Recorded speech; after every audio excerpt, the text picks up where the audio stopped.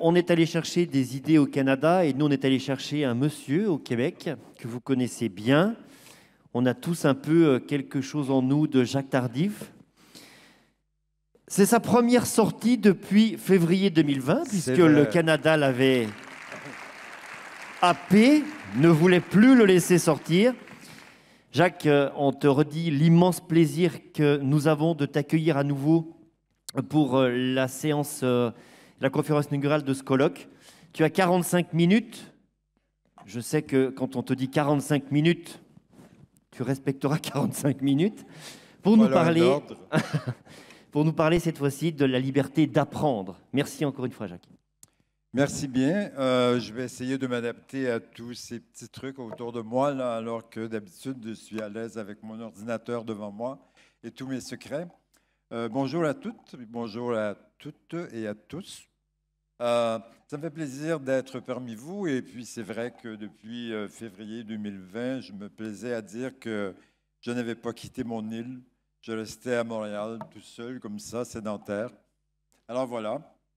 Et puis, j'ai accepté de relever ce défi que m'ont lancé le docteur Nou et le docteur Guénou. Là, je vais parler des bons docteurs. Et au début, c'était une idée assez fascinante, la liberté pour apprendre. Et après, comme le conférencier qui m'a précédé, là, au fur et à mesure où j'ai vu les contraintes et les ballons qu'on devait respecter et tout, je me suis dit, oh my God, ça a plus de barrières ou pas de limites, mais disons de sentiers déjà tracés. Alors, quand on m'a demandé la première fois d'aborder ce thème-là, je me suis dit que je ne pouvais pas passer à côté de citer l'article 26 de la Déclaration des droits de l'homme. Et vous allez le connaître en moi, le psychologue, je vais m'attarder aux deux derniers points. L'éducation doit viser au plein épanouissement de la personne humaine et au renforcement du respect des droits de l'homme et des libertés fondamentales. Et le petit paragraphe après, là, elle doit favoriser la compréhension, la tolérance et l'amitié entre toutes les nations et tous les groupes raciaux ou religieux, ainsi que le développement des activités des Nations unies pour le maintien et la paix. Et je ne suis pas tellement certain pour la France ou d'autres pays européens, mais pour l'Amérique du Nord, le dernier point est très important. Vous savez qu'aux États-Unis et au Canada, ensemble, plus de 4 millions d'enfants qui sont scolarisés à la maison. Alors, les parents ont par priorité le droit de choisir le genre d'éducation à donner à leurs enfants.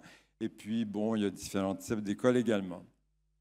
Mais je suis conscient que la conférence doit porter sur la liberté d'apprendre. Et voici ce que les deux bons docteurs que j'ai nommés tout à l'heure et le conseil d'administration m'ont donné comme mandat. Alors, j'avais ces 6 éléments. Parler des enjeux historiques, culturels, politiques du droit d'apprendre, de la préservation des espaces de liberté comme levier motivationnel, de la transformation de l'école des interdits en l'école de la liberté pour apprendre. Déjà là, je commençais à trouver que ça ressemblait à une thèse de doctorat. De la confrontation de l'enseignant à sa peur de partager avec l'apprenant le pouvoir et la maîtrise, et de la confrontation de l'apprenant à sa prise de responsabilité et au risque d'erreur. J'avais déjà dit oui pour prononcer cette conférence quand j'ai lu tous ces éléments, mais je me suis dit, comment est-ce possible que j'aborde tous ces points? Et donc, j'ai fait un peu ce que j'ai fait toujours quand quelque chose m'inquiète. Je commence à lire, je me documente, je retourne dans ce que j'ai déjà lu. Et je me donne un petit élan personnel, voire professionnel, sur des extraits à partir de livres. Donc, un livre très intéressant de Yuval Harari, qui est le 3e de cette série-là, 21 leçons pour le 21e siècle. Je prends 3 extraits. Un premier extrait: donner plus d'informations à ses élèves est la dernière chose qu'ait besoin de faire un enseignant. Ils en ont déjà beaucoup trop. Il leur faut plutôt apprendre à en dégager le sens, à distinguer l'important de l'insignifiant et surtout à associer les multiples bribes d'informations en une vision d'ensemble du monde. Tout ce que Patrick a mentionné au sujet de la complexité, la transdisciplinarité et tout, ça va dans ce sens-là. Et je serais une personne qui dirait, oui, franchement, il y a beaucoup d'informations, on peut en trouver un peu partout. Et l'important, ou ce qui serait crucial, ce serait vraiment de mettre des liens entre tous ces éléments. Et le deuxième extrait, comment vivre dans un monde où l'incertitude profonde n'est pas un bug, mais un trait caractéristique. Alors, je pense que tout ce que Christine Amirati a mentionné tout à l'heure, les fake news et toutes ces choses-là, font voir ou nous font réaliser que les gens cherchent beaucoup plus de certitude que de doute ou d'incertitude, mais c'est probablement à l'école où on devrait apprendre quelque chose comme ça. Ce qui suit est pour moi extrêmement important aussi. Si toutefois vous voulez garder un certain contrôle sur votre existence personnelle et l'avenir de la vie, vous devez courir, j'ai envie de dire, un peu plus vite que les algorithmes, plus qu'Amazon et l'État, et apprendre à vous connaître avant eux. Alors, ce qui sera important, et dans ma conférence, je vais souvent revenir là-dessus, son identité personnelle et qu'est-ce que c'est apprendre ou la liberté d'apprendre, parce que ce n'est pas une liberté débridée dans tous les sens, mais c'est une liberté un peu contrainte. Et je vais essayer de préciser ces contraintes-là en m'appuyant sur un autre auteur qui est un bon sociologue français d'un certain âge, mais probablement le mien, et qui a beaucoup dans sa vie travaillé sur le rapport au savoir. C'est vraiment quelqu'un qui publie des choses très intéressantes. Il vit depuis un certain temps au Brésil. Voilà pourquoi la revue dans laquelle il a publié. Et si je n'avais qu'une diapositive à vous présenter, ça aurait été la suivante. Lui, il raconte qu'apprendre, c'est un triple processus. Premièrement, humanisation, ça veut dire devenir homme. Bon, on prend devenir femme aussi, là. De singularisation, devenir un exemplaire d'homme ou un exemplaire unique d'homme, et un processus de socialisation qui est devenir membre d'une communauté. Et dans le fond, ce qui suit dans ma présentation ou dans la conférence s'appuie énormément là-dessus, sur ce triple processus. Je reprends les parenthèses, devenir homme, devenir un exemplaire unique d'homme et devenir membre d'une communauté. Et après, j'aime bien sa définition d'apprendre. Je vous ai raconté, j'ai dit déjà une fois, je vais le dire 2 fois encore. Je suis sûr, je suis un psychologue de formation, ce sont les référents que j'ai en tête. Et j'aime bien cet extrait. Apprendre, c'est entrer et vivre dans un monde partagé avec d'autres et se construire soi-même, se vouloir, donc son identité personnelle. Donc, c'est aussi hériter et élaborer des cadres d'interprétation du monde, intérioriser des normes, réguler ses désirs, construire des formes relationnelles et affectives, intersubjectives et subjectives. Franchement, si on retirait tout ce qu'il y a sur ces extraits, on pourrait presque arrêter ici, mais je vais continuer parce qu'on m'a demandé d'intervenir 45 minutes. Et puis, à partir de, je ne sais pas si vous vous rappelez la diapo là, qui présentait ce que les 2 bons docteurs m'avaient demandé, voici ce que je vais aborder dans la suite de ma conférence. Dans une première partie, je pourrais dire une deuxième, certaines possibilités, je dirais pédagogiques, érigées en contraintes incontournables, alors qu'il s'agit vraiment de possibilités. Deuxièmement, de la nécessité des émotions dans l'apprentissage. Troisièmement, des conséquences de la méritocratie cognitive. Ça va bien d'ailleurs avec tous ces examens de classement dont Patrick parlait tout à l'heure, cette recherche d'égalité ou d'équité, mais on ne sait pas trop ce que ça veut dire. Et puis, il y avait quelque chose de fascinant dans les demandes des bons docteurs. La face cachée de la profession enseignante et la liberté d'apprendre à l'ère des médias sociaux. Alors, vous avez compris, j'espère que vous comprendrez, je suis sûr que vous allez comprendre, mais vous comprendrez que ma présentation, mon intervention est beaucoup moins cadrée médecine, domaine de la santé, que celle qui a précédé. Mais en cela, je suis content d'avoir mis devant vous dans une diapo les points que les Dr Guénaud et Dr Nou voulaient que j'aborde. Alors, première partie, certaines possibilités érigées en contraintes incontournables. Il faut que vous ayez en tête que, attendez, là je me concentre, voilà. Il faut que vous ayez en tête que Ce sont des possibilités qu'on utilise dans le système actuel, mais pour moi, ce ne sont que des possibilités, mais le système scolaire les a transformées en contraintes. Donc, ce qu'on a fait, c'est de déterminer ce que doit maîtriser un élève au terme, mettez d'un niveau d'enseignement plutôt que d'un ordre d'enseignement. Au terme de chaque année, on a prévu que, bon, il faut atteindre ceci ou cela. Puis, il y a des systèmes comme en France, par exemple, où on fait de la compensation et tout, on négocie ça un peu, mais quand même. Et aussi, une des possibilités, mais qu'on a mis en contrainte, segmenter la formation en disciplines étanches l'une par rapport à l'autre. On enseigne la langue, les maths, les sciences humaines, les arts, séparés dans le temps et parfois dans l'espace. On définit une progression annuelle dans chaque domaine de formation, donc dans chaque discipline. On établit une fréquence, et non pas des formes d'évaluation, mais une fréquence d'évaluation pour apprécier formellement les apprentissages.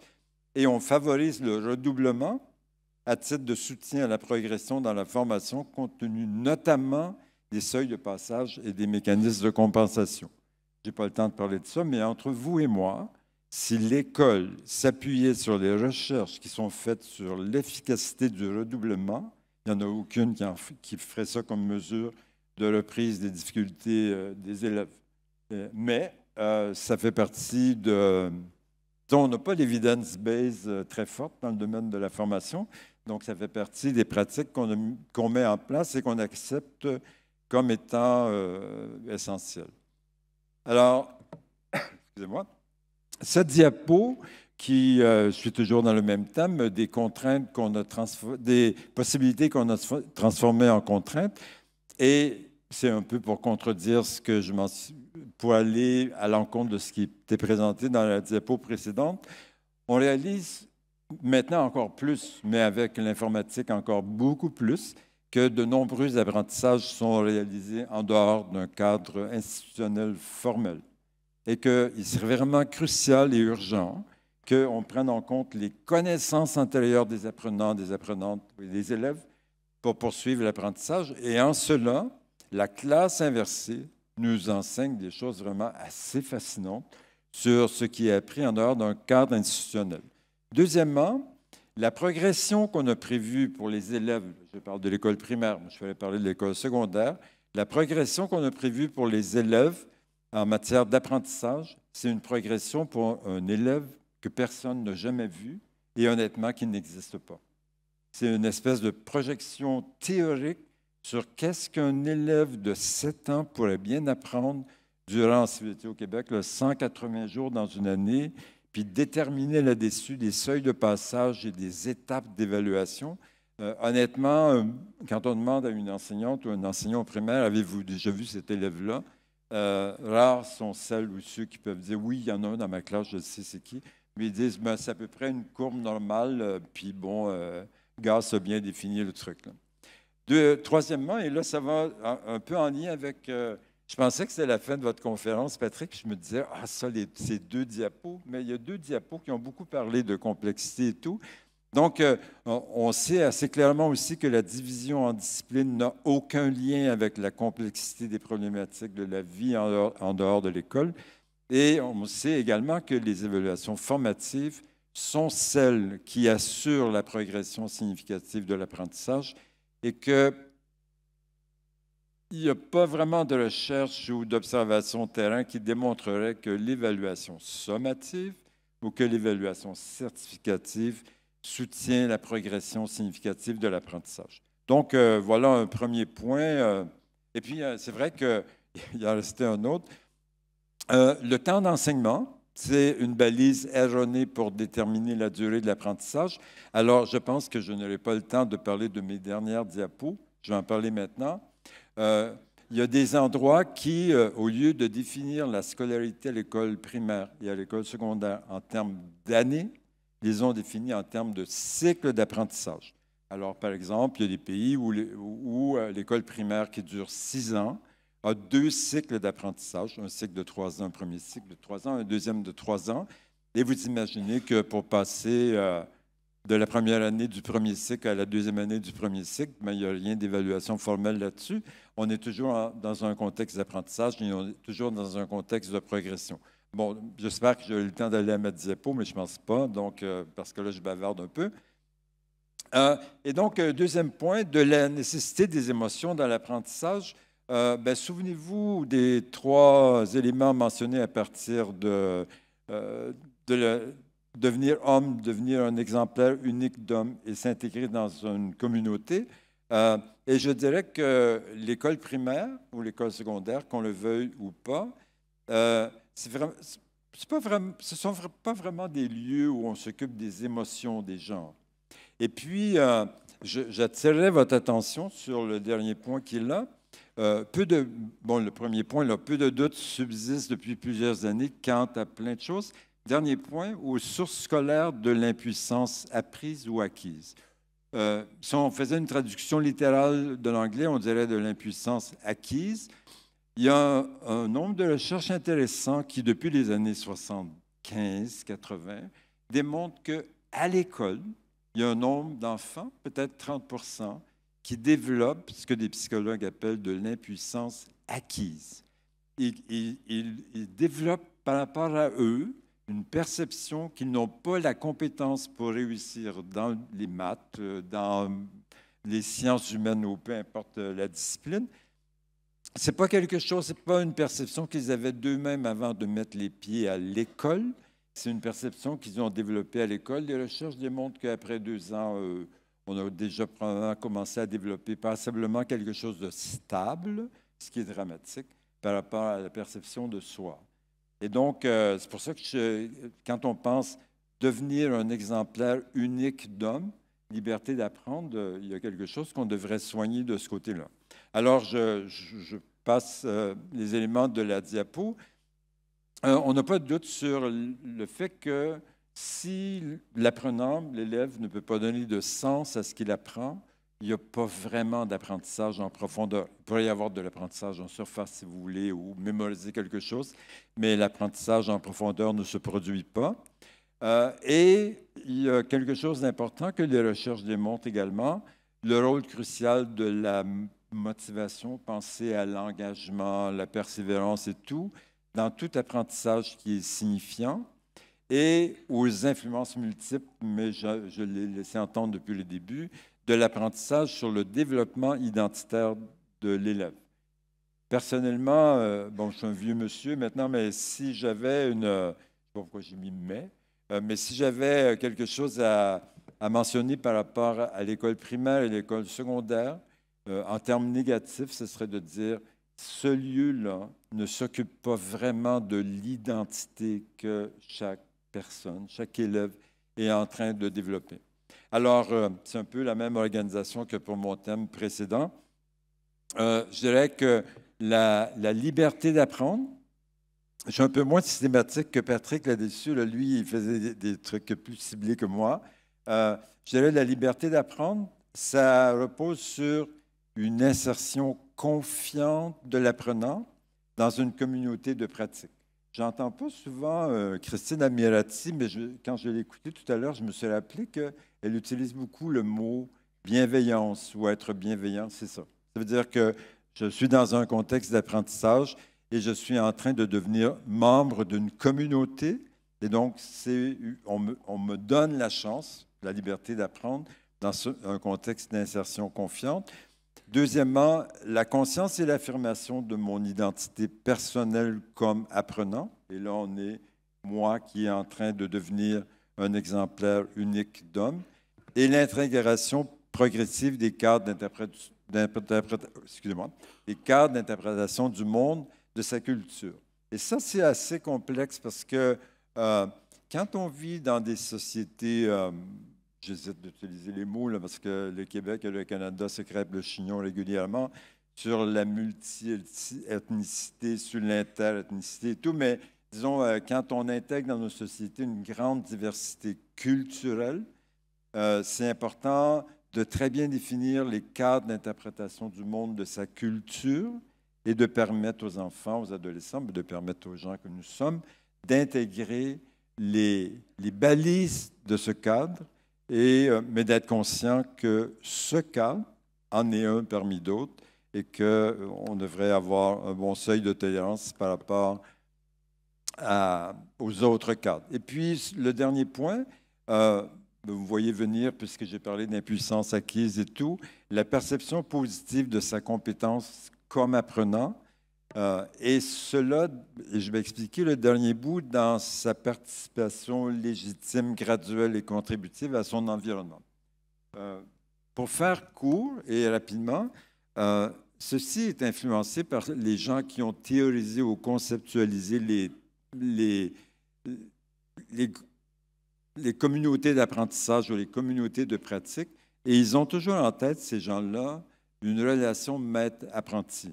Et ils disent toujours l'apprentissage profond et signifiant dans une relation maître-apprenti, c'est que très graduellement et très progressivement, le maître permet à l'apprenti de faire quelque chose de sa culture et lui permet d'intégrer rapidement, pas rapidement, mais d'intégrer progressivement la culture.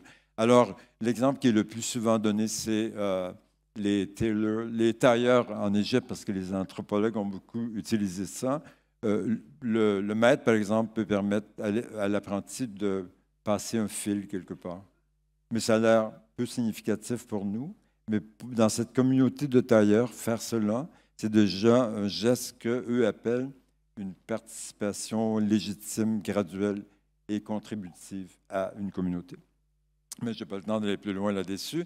Mais si vous voulez aborder ça, les communautés de pratique, c'est vraiment très intéressant. Alors, le troisième, ça va bien. Le troisième point, les conséquences de la méritocratie cognitive. Alors là, c'est dommage que je n'ai pas connu Patrick avant, parce qu'on aurait pu faire une présentation probablement en duo quelque part. Souvenez-vous de ce qu'il a raconté sur les évaluations et l'évaluation des compétences avec des tests QCM, des trucs comme ça. Bon, voilà. Alors, sur la méritocratie cognitive, bien, vous vous souvenez que je parle de la liberté d'apprendre et selon les demandes des deux bons docteurs, Guénaud et nous, je suis plus dans un contexte de l'école primaire et l'école secondaire. Et donc, cet extrait-là d'un Français que je ne connaissais pas, M. Dubé, est vraiment, à mon avis, j'aurais aimé écrire quelque chose comme ça, donc j'y crois profondément. Après tout, le mérite scolaire ne valorise ni la générosité, ni le courage, ni le caractère, ni la compréhension d'autrui, qui sont pourtant des qualités tenues pour essentielles. La recherche de la justice devrait donc nous inviter à distinguer plus nettement des sphères de mérite et d'activité afin qu'une seule définition du mérite n'écrase pas toutes les autres. C'est intéressant parce que c'est vrai que pour être reconnu à l'école, pour être promu à l'école, mais là on pourrait penser à nous à l'université aussi, on pourrait réfléchir à mais quels sont les critères que nous utilisons et dans la perspective de la liberté d'apprendre, disons la méritocratie telle qu'on l'utilise maintenant ou les critères que nous mettons de l'avant pour certifier l'atteinte de tel ou tel niveau, soulève des questions sur la construction progressive de son identité personnelle dans le cours de l'apprentissage. Alors, ça serait important que dans le cours de l'apprentissage, je puisse de plus en plus savoir qui suis-je moi, quels sont mes intérêts et quels sont mes projets et quels sont ceux que je voudrais poursuivre. Et souvenez-vous de l'impuissance acquise ou de l'impuissance apprise. La méritocratie a des impacts nombreux et invasifs dans l'univers émotionnel de l'apprenant en raison de la fréquence des évaluations de nature certificative, en tout cas celles qui autorisent un passage d'un niveau à un autre ou d'un semestre à un autre ou d'une année à une autre. Et donc les questions, quelles sont mes forces, quelles sont mes capacités, quels sont mes progrès, quel est le degré de confiance pourrais-je accorder à mon insertion dans la communauté de pratique ou la communauté d'apprenants, devraient être des éléments qui fassent partie de la liberté d'apprendre. Et Juste un petit détour ici. Ça non plus, je n'ai pas le temps d'aller en détail sur ce point-là, mais ça serait assez facile de démontrer que dans la majorité des évaluations formelles que nous utilisons, évaluations sommatives notamment, euh, on met souvent l'accent sur ce que la personne ne sait pas, ce qu'elle ne maîtrise pas, plutôt que sur qu'est-ce qu'elle sait vraiment et ce sur quoi elle pourrait s'appuyer pour poursuivre. Ce qui, entre vous et moi, n'est pas très cohérent avec les compétences ou l'approche par compétences. Euh, mais je pense que dans l'école, il n'y a pas beaucoup de lieux où, si on prenait un exemple vraiment simpliste cette fois-là, pour dire, quand on raconte à un enfant d'école primaire que, oh, il a eu 60 dans une dictée. Moi, je pense qu'il ne sait pas du tout ce qu'il a réussi, ce qu'il a échoué. Il sait qu'il a eu une note. Mais si on demandait à l'enfant, qu'est-ce que tu maîtrises vraiment maintenant, là? Ça fait 3 ans que tu vas à l'école ou 4, là. Qu'est-ce que tu maîtrises vraiment dans l'orthographe d'usage, l'orthographe grammaticale? Je pense qu'aucun, j'exagère un peu, mais aucun élève ne pourrait répondre. Alors, dans le contexte de la liberté d'apprendre, on pourrait dire que la méritocratie ignore plusieurs choses, dont au moins les 4 suivantes. L'autonomisation et la responsabilisation progressive de l'élève dans différentes activités, la conscience de soi ou le pourtour, le périmètre de son identité, les relations interpersonnelles et l'altérité ou l'éthique de l'altérité. Alors, pour continuer, ça m'a fasciné parce que j'ai travaillé, merci les 2 bons docteurs, là, ça m'a fasciné parce que j'ai travaillé longtemps dans la formation des enseignantes et des enseignants. Et puis, leur formulation, c'était les craintes de l'enseignante ou les craintes de l'enseignant et la peur de quelque chose. Il y a un sociologue genevois, Philippe Pernoud, qui n'écrit plus maintenant, malheureusement, mais quelqu'un qui a vraiment été très, très influent dans le monde de l'éducation. Disons, ses propos ne sont pas toujours très nuancés, mais il a l'art de les dire clairement. Et vous allez voir dans la prochaine diapo. Alors, c'est lui qui utilise beaucoup la face cachée de la profession enseignante, où son article commence par les 10 non-dits. Et voici pour lui les 10 non-dits de la profession enseignante.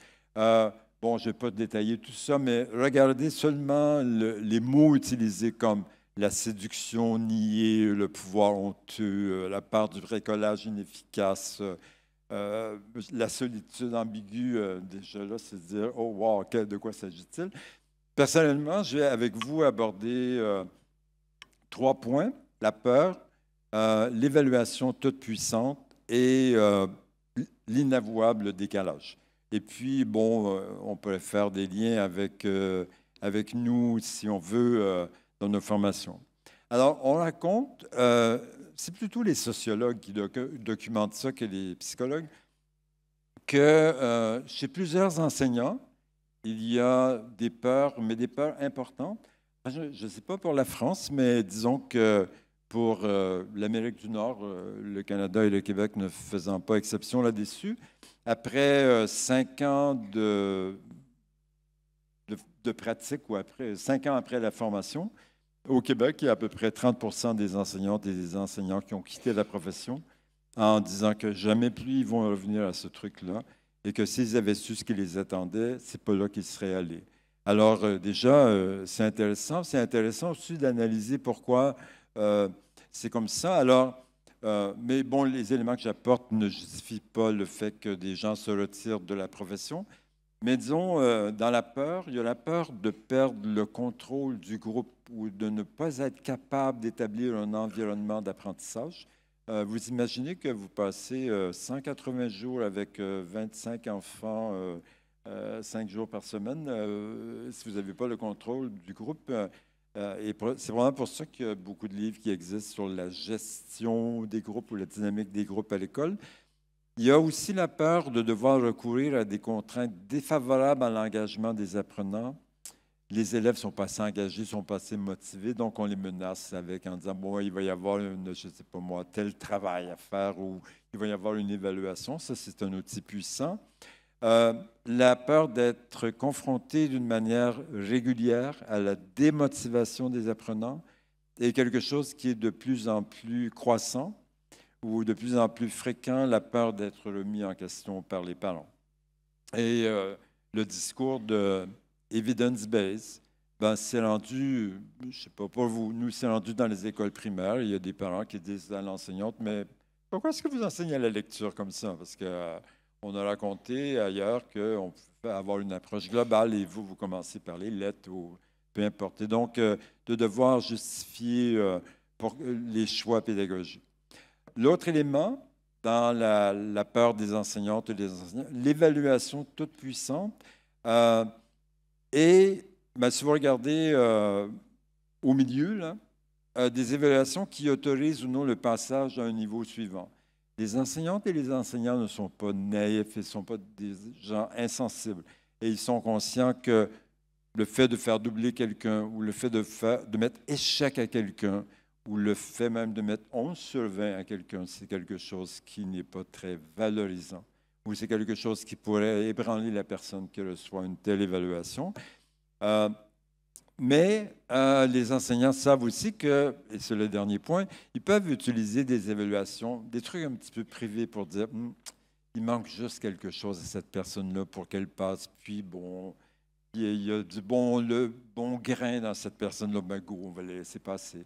Ou on peut avoir la remarque inverse. Et puis, le premier point, des évaluations qui sont employées comme une menace parfois ou des évaluations qui sont employées pour motiver. Je suis toujours personnellement extrêmement fasciné par le fait que une multitude d'enseignants et d'enseignantes sont conscients que l'évaluation formative, c'est une évaluation qui donne une rétroaction qualitative. Mais ils disent un petit 2% de la note, ça va motiver quelqu'un, ça va faire en sorte qu'il va remettre son travail à temps et tout. Et donc, mais ça fait partie de la puissance des enseignants. J'ai demandé à ce monsieur Guénaud de me faire signe quand il resterait 5 minutes. Il n'a pas bougé encore, donc, mais c'est bon. Et le dernier point que j'ai soulevé, les peurs. Alors ça, je pourrais tel quel le placer en milieu universitaire, mais à un niveau général, alors je ne sais pas si Patrick pourrait le placer plus directement dans la formation dans le domaine de la santé ou en médecine. L'inavouable décalage par rapport à des pédagogies actives dont on maîtrise peu ou pas la mise en œuvre du déroulement. Il y a toujours quelqu'un qui arrive avec une innovation qui dit « Ah, vous savez, l'apprentissage, pas de problème. Wow, c'est génial. Ah, la classe inversée, c'est génial. Ah, la régulation de l'apprentissage, ou le portfolio. Ah, c'est génial. » Et puis, les enseignants ou les enseignantes se sentent complètement déphasés par ça en disant c'est quand même eux qui prennent le risque avec les élèves. Hein. Ce n'est pas le grand conférencier qui est devant la classe. Donc, avoir toujours un peu cette impression que, diable, je suis derrière. C'est comme je suis encore assez avancé.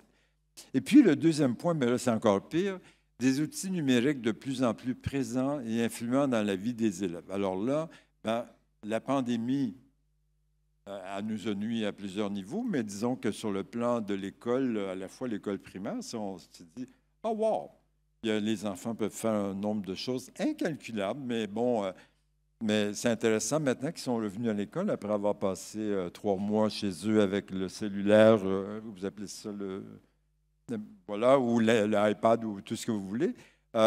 Ben maintenant, dans la classe, ils aimeraient bien utiliser ça aussi, puis ben, ce n'est pas permis tellement par l'approche didactique.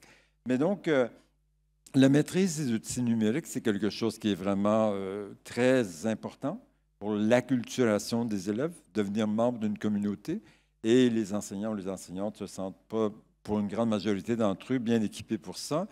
J'ai glissé là-dessus des groupes d'élèves de diverses origines ethniques et culturelles qui ont des conceptions de la vie parfois fort différentes de la mienne, qui ont des compréhensions de phénomènes de la vie que je ne maîtrise pas vraiment et que je devrais respecter. Alors, j'imagine que vous avez entendu parler de tout ce débat inimaginable et infini autour du mot en N au Canada et au Québec. Donc, un mot qu'une prof d'université à Ottawa a utilisé puis qui a valu qu'elle soit démise de ses fonctions.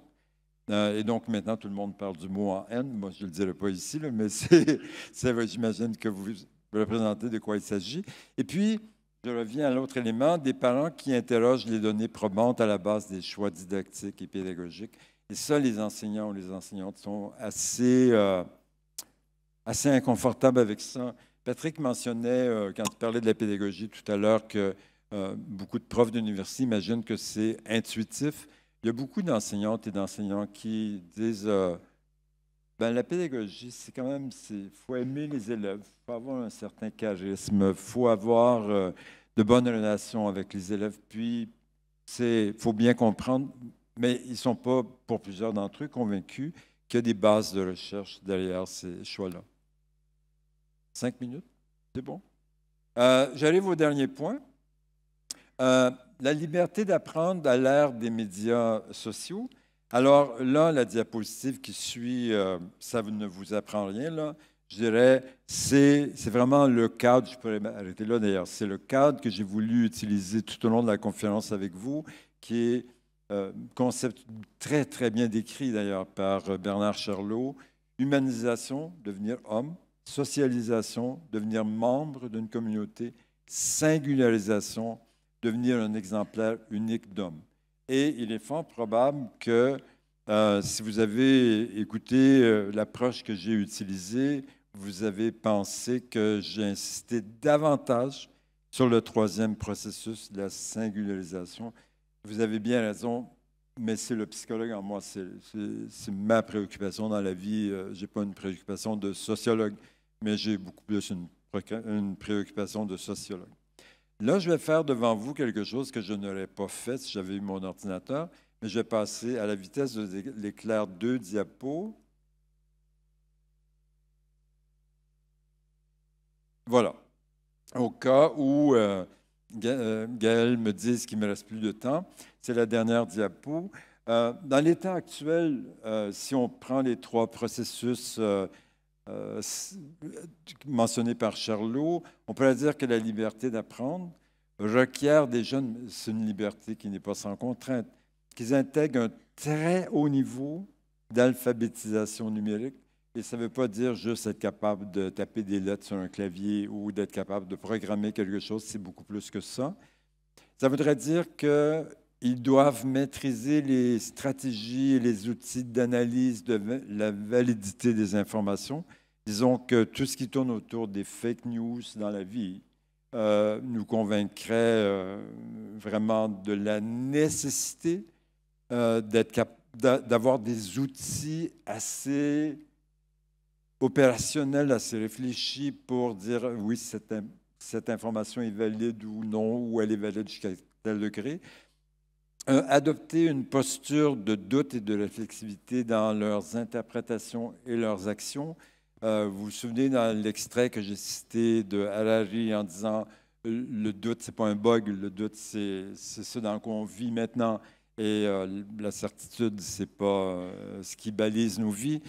Et puis, quelque chose de très, très, très important, de développer un haut degré de conscience de soi, assurant l'autorégulation réfléchie de ses interprétations, de ses décisions et de ses actions. Et pour vivre au Canada, juste au nord des États-Unis, après 4 ans de l'ancienne présidence, je pense que ce dernier point est crucial. Merci de votre attention.